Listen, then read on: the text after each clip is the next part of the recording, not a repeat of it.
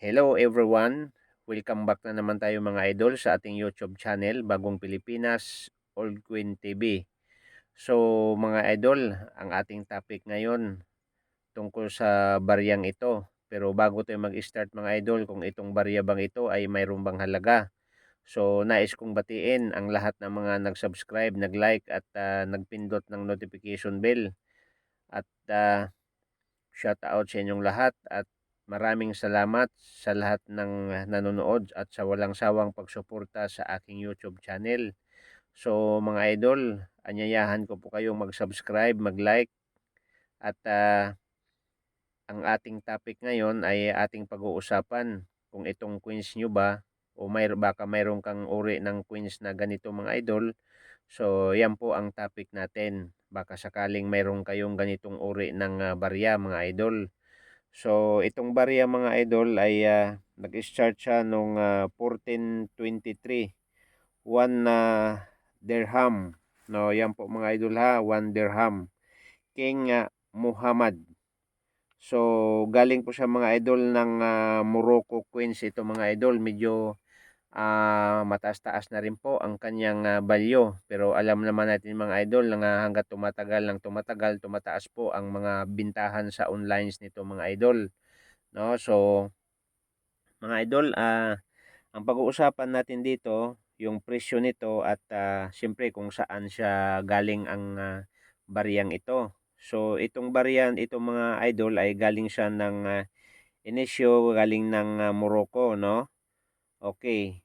King Muhammad, no, 1999 date and year 1423 hanggang 2002 mga idol. So ibig sabihin mga idol, itong queens na to ay hindi basta-basta, no?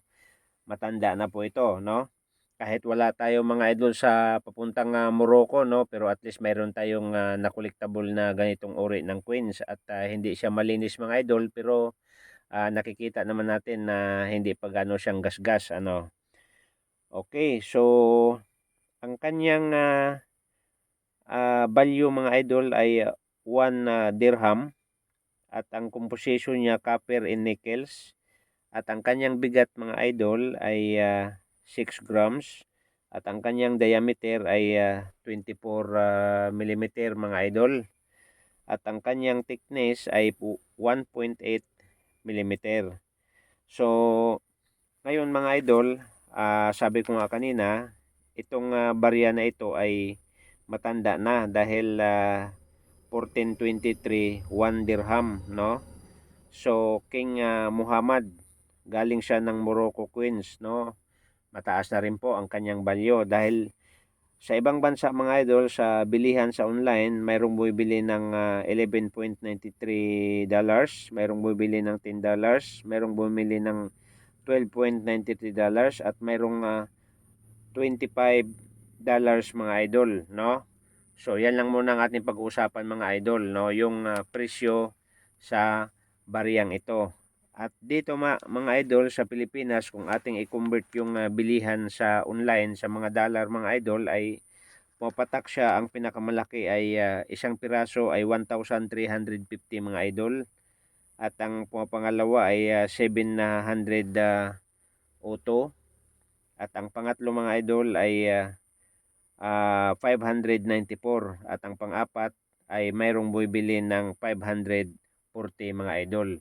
So yan mga idol, ang ating presyo sa ating lumang barya. So ulitin ko mga idol, sa lahat ng mga taga-subaybay sa aking YouTube channel, Bagong Pilipinas Old Queen TV, maraming salamat sa lahat ng mga nanonood at sa lahat ng mga nag-subscribe, nag-like at nagpindot ng notification bell, nag-share sa ating video and thank you so much.